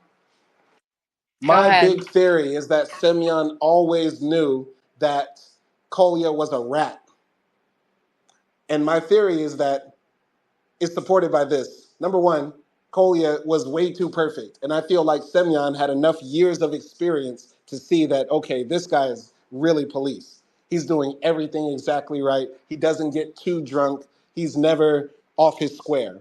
Okay, that's number one. Second thing, Kolya says when Semyon asks them, why did you kill that Russian guy? He says, I have connections like to Chechen guys who sell cars, blah, blah, blah. I feel like Semyon could see through that a mile away. Like, that's fake. Because, okay, these Chechen guys know that this guy was talking to the Russian Secret Service. You get what I'm saying? And I feel like Semyon also has been doing this a long time and knows like how KGB agents would move and how they would try to infiltrate the system. So Semyon was thinking, listen, if the KGB is going to send their guys to do their dirty work and infiltrate my organization, I'll just use him as a double agent. Since he's so good at killing people and surviving anything, I'll have him kill the murderers of my son. And if they don't die, then they killed him, and then the whole thing is done, right? You get what I'm saying? So I think that's my big theory. I don't know, Acty. What do you think? I mean, I do think like by sending the Chechen guys to Nikolai, yeah, he sort of like was okay with both Mm-hmm. outcomes. If Nikolai dies, like it's fine, and then if they die, yeah, that's even Mm-hmm. better. But I don't think he knew like Nikolai was with the police or was an Mm-mm. agent. Because then, like, why would he allow Nikolai to have so much He information? didn't give him It's anything. so He never easy. gave him any information. If you look back at it, right? Like, hey, go pick up the diary from Anna, and that's it. Like, okay, hey, now you're a made man. Go talk to Aziz, and that's it, right? Like, he never gave Kolya any real information, Yeah, Yeah. he gave him just enough, but not too much. right? Go ahead, Acty. Okay. I mean, I don't know because I'm thinking like Kirill was also like always talking to Nikolai about everything, and I feel like Semyon should would have known that as Right. well. That Kirill was just like a blabbermouth about like and he likes to swing his big balls around his Mm-hmm. face. Mm-hmm. But yeah, I don't know. And also like Semyon saw Nikolai with the diary. Yeah. Like he was sitting down and reading, and then he just closed it when Semyon Mm-hmm. entered. So what is that supposed to mean? I mean, he might have guessed that like he read it. Okay, yeah, he read it, and if he's in the mafia and Semyon's his boss, it doesn't matter. Anyway, so yeah, okay, you read, I read it. I raped a 14-year-old girl. Nigga, I'm the mafia boss. What the fuck you think I do? Yeah, well, he can use that against They Semyon. don't care. Like, against who? He's gonna call the police and be like, my mafia boss is a pedophile. Like, what? Nobody cares. Okay. I mean, I don't know. I For me, your theory is I 50-50. think it's highly supported. I think when Semyon sent Kolya on that dummy mission, that was the point of no return for Semyon, because if Kolya survived, he was going to have to go to war with Kolya, because Kolya would eventually find out, wait, you knew those guys were coming to kill me even after you made me a made man. What is this double cross? And then Semyon would have said, what's up with you being with my son and in my family all this time, and you're not telling me you're a fucking KGB agent? You get what I'm saying? Like, they were both double crossing each other. It's just Semyon is just very good at hiding what he knows, in my opinion. Mm. Yeah, yeah, okay, I can see that. I can see Yeah, but that. Mad Villainy, what you think?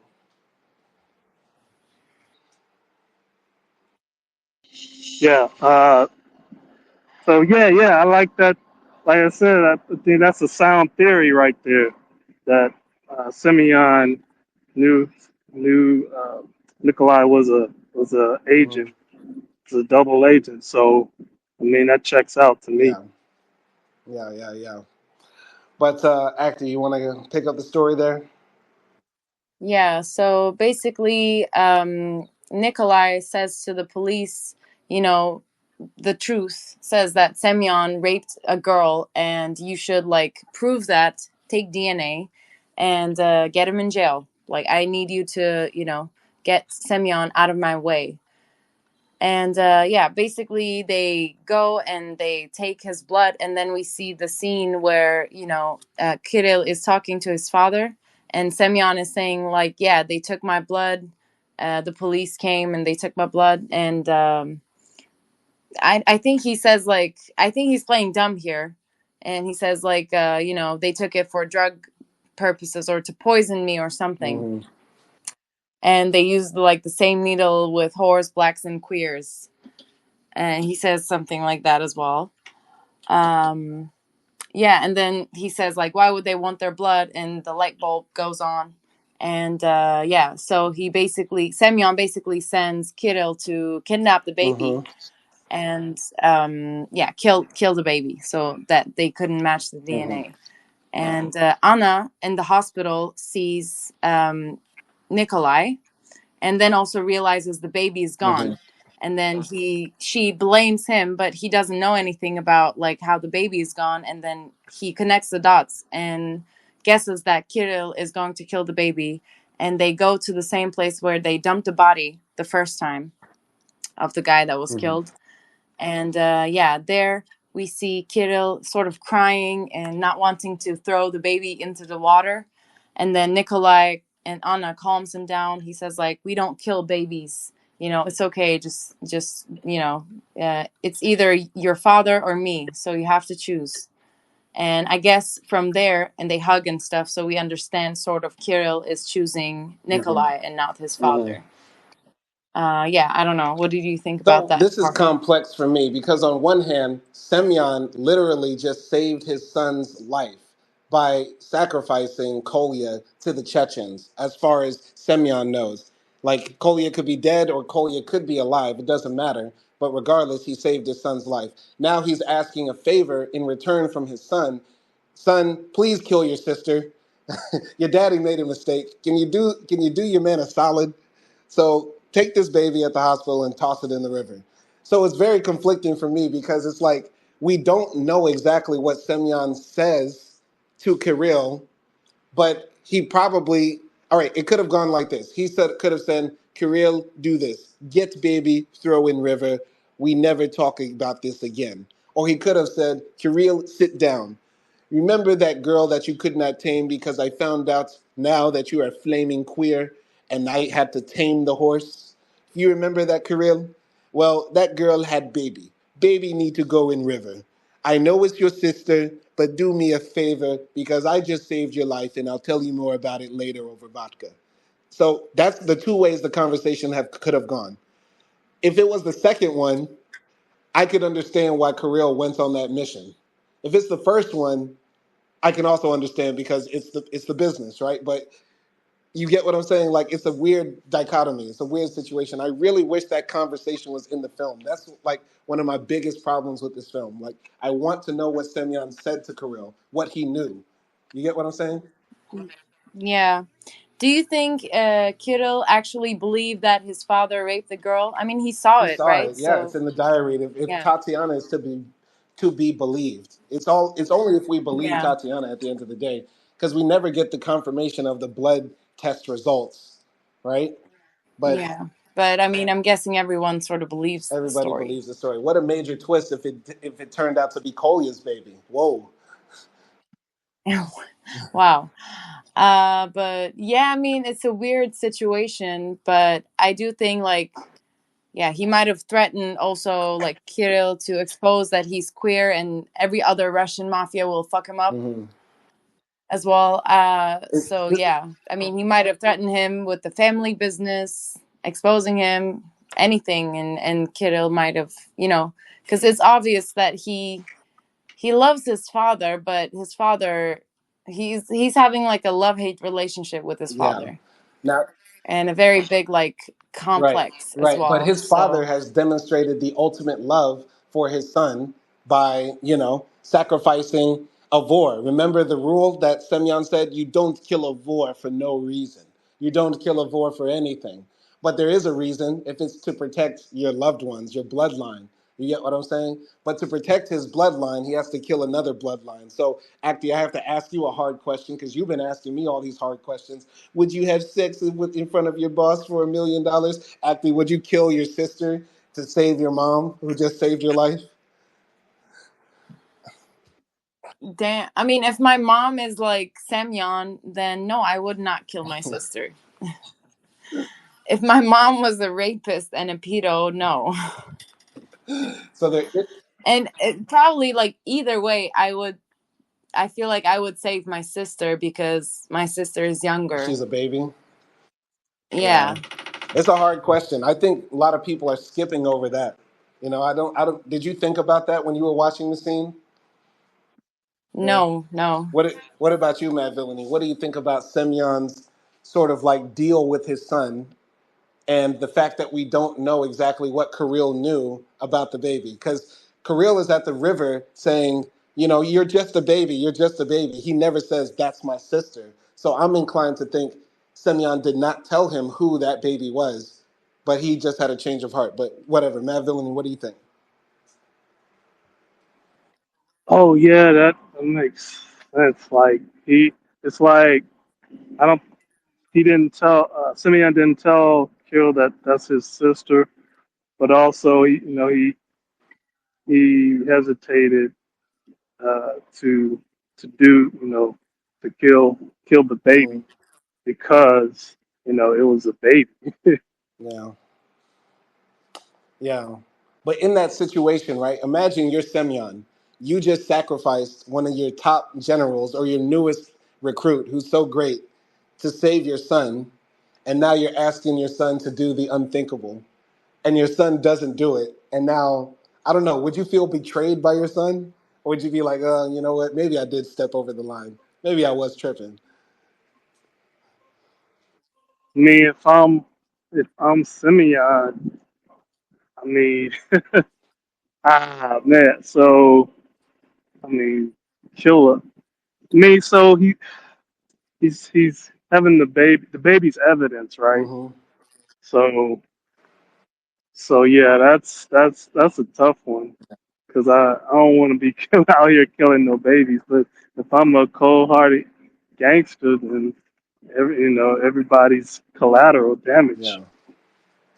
Yeah, yeah. Actually, I don't know if this makes me bad, but if I was Semyon in that situation and I just saved my son's life by, killing a war, and then my son can't do this one simple task for me to protect your daddy from dying in jail, I'm gonna be pissed, low key. I know I'm wrong, but I'm gonna be pissed. How is killing a baby a simple task? It's not a simple task, but it ain't a simple task for me to like always be, happy-go-lucky, Mr. Russian Rogers in a sweater vest in front of the public, and then serial killing mafia boss behind closed doors. Like I'm living, my life is stressful, guys. As Semyon, it's not hard. It's hard being me. I make it look easy, but it's hard being me. So have some sympathy for your dad and just kill the fucking baby.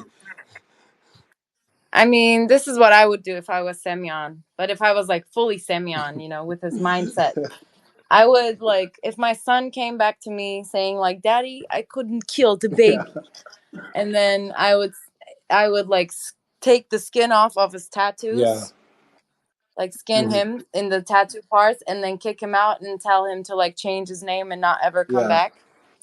And it will probably be better for Kirill as well. Like he can get a job at a gay strip club. You know, he can like live his life, and then Semyon wouldn't always be like dissatisfied and disappointed by his, son. Yeah. And I don't know. Uh, I would ask him to go to like Paris or something. In the rectum. Yeah. Yep. Act Matt Villainy. yeah, I was thinking of something even more. Uh, I don't know, at least more smarter is like just send the baby away because I mean it's a baby and they're not really checking for ID and stuff in airplanes and stuff. I don't think so. I would just send the baby away. Yeah, but that's what they're trying to do. But Semyon never was able to get his hands on the baby, right? Ah, He yeah. couldn't. If Semyon, I feel like though, if Semyon did get his hands on that baby, we would have baby borscht. Like, try the new borscht standard. It's delicious. The meat is very tender. That's gross. I'm saying, But at the same go time, ahead.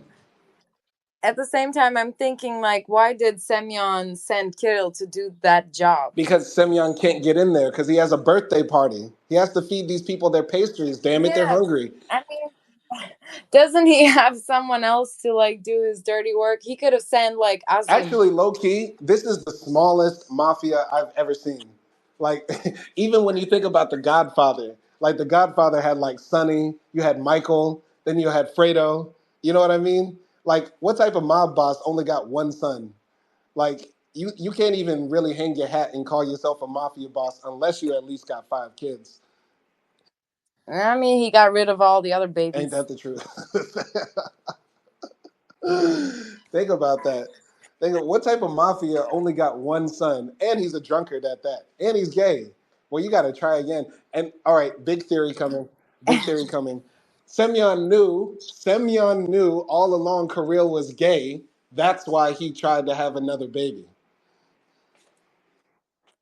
But it turned out to be a Yes, female. yes. Mm, big, big theories. Oh, I mean, he could have raised her to be like a big boss That would bitch, that would be great. one of those like fat Russian Wow, broads like yeah, yeah, yeah. That would have been epic. that are like 2 meters high and just like very, Yeah, but scary. how's she gonna get fat? What's she gonna eat? How's she gonna thicken up? I don't know. A big bowl of borscht every Big bowl day of boys every day. that is made of other Oh babies. wow, we're getting dark. This film is actually very dark, even though it is well lit. And I like the cinematography in it because they allow the faces of the actors to sort of like exist on screen as canvases. Even though this is a beautiful movie, beautiful Christmas movie, great to gather around the family and watch this, right on the eve of the day of our Lord's birth. No, Yes, yes. no. It's a great family movie, and I can't wait to watch it with our family actually on Christmas every year. And yeah, the thing is though, it has some very dark themes for being a beautifully shot Christmas movie, don't you think? Yeah, I mean, yeah, and in saying that, let's get to the ending. So just like the ending There's like two scene. scenes. Um, Basically, Anna yeah, becomes the domesticated housewife wearing a dress, and she's like the perfect blonde Aryan motherly goddess, right? Holding the baby. She adopted Christine. She named the baby Christine. And Semyon is now the boss of the organization, supposedly along with Kirill, right? Because he tells Kirill, we're going to rule this organization together. I don't know. Is that right? Go ahead. yeah, and also like before they leave, Anna and Nikolai kiss, Hmm. but they say goodbye. I guess I that's what I thought. Like in the end, also we hear Tatiana's words Hmm. again because we heard these words in the beginning. She says something like, I was born in this place and my father was a miner. Not a minor, but a minor. I don't know A what's the minor, yes. difference Not a he. in terms of like Yeah, yeah. Right. pronunciation. At least for right now, he wasn't a minor. He was a minor. Yeah. Yeah, he was like digging Yeah. stuff. And anyway, he like died in an accident, I Hmm. think. And she says he was buried when he died, and we were all buried under the soil of Yeah. Russia. And that's how like that's the end quote of the Hmm. movie. And once again, like it feels like accepting your geography and your faith a little bit, because even though Anna and Nikolai loved each other, they knew they could never be Hmm. together, because Nikolai is, everything that is Yeah. bad, mafia, spy, Hmm. really not like nothing that would allow him to have a Yeah. family unless Anna decides to be a mafia Right. Right. mistress. Right. And Anna is like a normal British and 25% Russian Hmm. person that wants to have a baby and stuff like that. And yeah, it was also sort of like, this story, Tatiana's story, sort of like, I don't know, it just passes by and things happen and people, get treated very unfairly and horribly. And then everyone sort of continues their Right. Right. life. Right. I think what's what many people maybe aren't thinking about, or they miss, or they're not considering, is that Anna has now decided to be permanently tied to the mob forever. Right? This is now going to be her life because she's adopted the sister of Kirill, who is technically the head of the mafia in London, the Russian mafia. And by holding on to this baby, holding on to this, Christine is now sealing her fate. She is now tied into this. And Semyon is hiding secrets. And who knows if Anna is going to hide secrets from Christine? Is she going to tell Christine that she's adopted? Is she just going to pretend like she's actually her mother? Is she going to? Is Semyon ever going to be discovered for actually being a double agent? Is Kirill going to come out of the closet?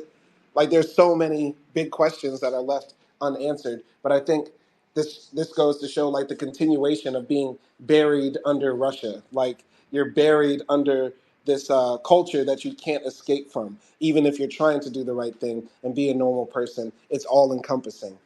What do you think? Yeah, definitely. I couldn't have said it better. Mm. Yeah, and I don't know. There could be a sequel There to is a this sequel, as well. actually. There Yeah, is. but Oh, I don't think it's okay. directed by David Cronenberg. Somebody else picked it up. Okay. I wonder if it's like about Christina. Like growing up. Yeah, and then like Kirill trying to find his Hmm. sister. I don't Yeah. know. But I'm gonna go to Matt Villainy. What did you think of the ending and the big questions left unsolved? Yeah. I don't know. Oh yeah, that's what I wanted to say. Like I like these because y'all think about stuff that I don't think about. Because I usually when I watch movies, I just watch them on surface level, but y'all get underneath it. And these are good questions. Mhm. Like, do you Yeah. think? Uh, I know Anna's heart is in the right place adopting that baby, right? But, being tied to the mob is another thing. And that baby will forever be tied to the mob. Do you think it would have been better for Anna to give that baby up to somebody else? Because, eventually it's all going to come back home. And those guys are not stopping their criminal enterprise. You get what I'm saying? But what do you think? right. I mean, I mean, no matter where the baby went, it's still tied to the mob. And Christine knows them best from her. Hmm. She's dealt with them, so it was probably I don't know if it's best to have her with Anna, but I mean, I guess she'll deal with it. Mm. Actually, what would you do in that situation? You're in Anna's shoes. You know, what would you do with that baby? Oh, damn. I mean, since like the bad guy is gone, the father is gone, maybe I would introduce her to Kirill if he's out of the closet. Not out Because of the if mob. he's Wait, out not of the out of the mob. Just out of the closet. Yeah, because if he's out of the closet, it means there's some modernity coming to the, mafia thing. And, maybe things are more free and not as bad as Definitely. before. If that like thing is overcome, then yeah. Wait. So you're saying like if Kirill becomes like a queer, like an open queer, he's not gonna do things like pimping, prostitution, drug running, bootlegging, none of that. Like he's just gonna say, you know what, guys, let's do something else. Let's try something else. I mean, I okay. I don't understand why like Nikolai is the head of the mafia now because he's a spy. He Isn't he supposed to like take down the the what mafia? the what any organization like wants to do is have people inside, because taking down the organization doesn't work because mafias always regroup, right? What you want are people inside who can relay information before it happens, and the government can regulate it and control it. That's the whole point. Ah, okay, okay. Well, in that case, it definitely sounds Hmm. safer with like a spy running the whole Hmm. thing, right?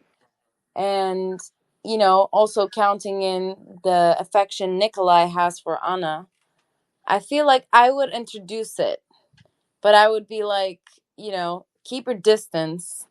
But I do also want my daughter, want like the kid to know like where she comes Nah, from, man.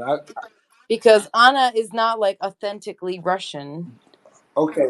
So maybe I don't know, or at least like introduce him to, I don't know, She, something. she's Russian enough where black babies die in her womb. Wow. but Stop. But no, man, you should not adopt a mafia baby. Like she's lucky. Anna is very lucky. Like, think about this. Kolya could have killed Stefan.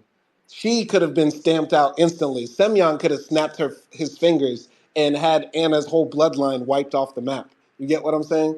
But Semyon was trying to play it cool, calculated, and chess-like, and not be, hardcore. Like, honestly, he should have been if he wanted to nip this in the bud. As soon as he read that diary, he should have been like, okay, we're burning down the hospital. We're gonna firebomb that bitch because this cannot get out.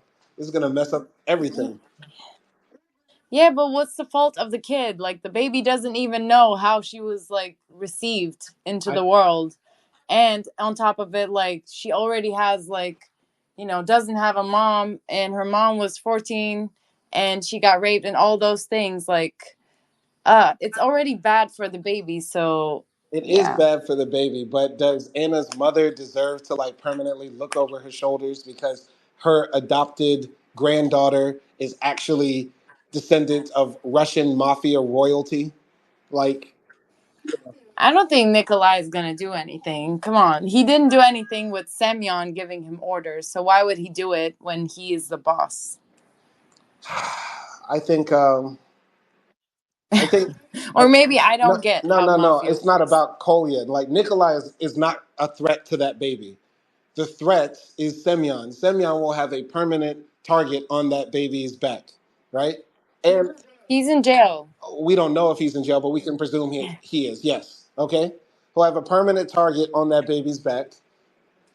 And then also, as Kirill and Kolya continue to rise up in the enterprise, right, and run the criminal organization, like that blowback might go back to Anna's daughter, right, Christine. Because let's say Kirill and Kolya later on they start doing drug dealing, right, and they cross out some drug dealers and triple cross them out of money or something like that. So then those drug dealers say, okay, let's kill everybody in their family. Oh, what is that? This little girl Christine related to Kirill? Yeah, let's kill her. Let's kill his sister. You get what I'm saying? Yeah, yeah, I get what you're saying. Sorry if I'm ranting. I mean, yeah, no, I mean, she already doesn't have a baby and she doesn't have a boyfriend. This is the, highest possibility of her getting a She's like, baby. damn, I get to keep my figure and pretend to Yeah. pretend to be motherly. So, like, what's the loss? Take the risk. Wait, so my areolas won't expand, but I get to still take these cool pictures for the gram. Okay, bet. Let's do it. Mafia be damned. Yep. All right. Oh man, I like this film. I think it's really good. It's not great. something in it is not keeping me from saying it's great, but it is very good, I would say. What about you? Yeah, for me as well. I think like I wasn't wowed by this Mm, movie, but I do think it's like a smooth and very realistic, not pretentious hmm movie. So I appreciate it for those things. And it does like taught me some things as well, like about Russian hmm mafia. I don't know where I'm gonna use this Yeah. information, but it's never bad to learn. So yeah, I mean, yeah, I think my score is gonna be like a 6.5. Wow. I feel like that's criminally low. I feel like this is a. I Yeah, feel like this is a solid. I want to say somewhere between 7.5 and 8, right? Because it is a slow burn movie. It is slow burning. There's a lot of twists. There are some things that might be hard to catch at first, but if you give this film a second watch, it grows on you, and it's just an overall good gangster film. I just feel like there are some parts where I wish maybe not that there was more action, but more in-depth parts, right? Like I want to really know what Semyon said to Kirill, and there's so many questions I have about Semyon, but maybe they're picked up in Eastern Promises too. You know? I think that movie got Oh, canceled. really? I couldn't find any Oh, like plots or reviews or anything, so I think they canceled okay, it. okay. Then one thing I have to ask. Well, yeah, I know what's keeping this movie back from being great. Azim's storyline and Ekram, right? It's sort of there unnecessarily to some degree. Like Aziz could have easily just killed the guy and then he gets killed later, or you get what I'm saying? But it's still a big plot hole as to why Aziz easily sacrificed Ekrem. So that's my take. Yeah, I mean, for me, like there were some unanswered questions. I do think like there could have been more character Mhm. details or like history or just like even conversations between Yeah, characters. But I did also like enjoy it overall, and also like this is not really my style of a yeah. movie. I kind of get bored with gangster movies when I'm watching Mm. it. So yeah, but I still enjoyed it. And I wish they did a sequel. I would have watched it because it says here that it was going to be like in Russia, Mm. shot in Russia. So it would have been interesting, but it got Yeah. canceled. Do you think this film is anti-immigrant? Like people are gonna watch this film No, and be like, "Kick the Ruskies out"? no, I don't think it's Yeah, because they're anti-immigrant. white. If this film Wow. was about Pakistani mafia, you know what I mean? Them running around throwing curry in people's faces, and stuff like that. People would have been like, "Oh God." Pakistanis would be Yeah, it was protesting. Go ahead. also some one interesting thing that I got from the director's interview is that this movie is like a knife gangster movie because we don't really see guns That in is this movie. It's always That's very knives. true. Very true. Guns never come out. And I think that's what makes it more powerful. And I didn't expect guns to come out, right? All the violence in here is very visceral, knives and stuff like that. Yeah, which is like very different. And this wouldn't have worked in America. Yeah, I know, right? There's actually a funny line where, what's his name? The uncle says, "This is dangerous. I know a Ukrainian who has a gun from Afghanistan." I was like, that's so British. That's so British. I know a guy who knows a guy who has a gun. Maybe he can let us borrow it for the weekend. Anyway, Matt Villainy, you want to go? Oh yeah. About Hello? Yeah, you there? Can anybody hear me? I can hear you, but I think he cut off. Yeah, I don't know. But yeah, actually, would you recommend this film to somebody? Yeah, I definitely think if you're into like gangster movies, you would definitely like this. Hmm It's not dramatized. It's like I felt like it was very accurate. Not that I know Russian mafia, but everything just felt very, authentic. Mm. Acting was great. So, yeah, I mean, if you're into that type of movie, I think you will like it. And even if you're not and your husband is making you watch it, I think you will still enjoy Yeah, it. yeah, and yeah. Go ahead, Matt Villainy. Hello, Matt Villainy. Go ahead.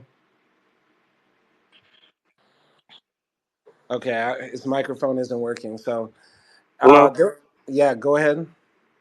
Okay, score. I give it an 8.5. Would I recommend it? Yes, obviously. Hmm. Hmm. And yeah, what do you think about like the big themes of the film? Like uh, you know, g- the second generation versus like the first generation who comes to a country, change over time, stuff like that. Like, what do you think the film is saying? Oh, I mean, change is inevitable, right? And it's you want to preserve old ways. Well, I guess some might. Like, I'm not a person that necessarily. I do want to preserve some things, but other things I'm like need to change them. So it's just a matter of what you pick as a family, or Hmm. of what you want to change and keep. Yeah, yeah, yeah. So like, what we want to keep and what we want to change. Actor, go ahead. I want to keep the Russian mafia and change the Russian food. Definitely. That's hilarious. That's hilarious. Yeah, I would recommend this film to anybody who's into gangster films and wants to see a different type of gangster film. There's parts of this film that remind me, I guess, of like Turkish dramas. Acty, did you see any things that reminded you of like Turkish TV dramas or cinematic dramas? No. I mean, Turkish dramas are like way more dramatized and sort of like over the top. Mhm. And that's why like I didn't see any similarities. I think there was some because like there's family web weaving here, right? Like new bloodlines are formed, others are taken out.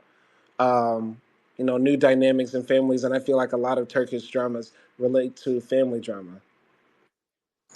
Yeah, I mean, there is that similarity of like trying to keep the tradition and then like doing whatever you can and yeah, humiliating like the younger Hmm. ones for not being traditional enough.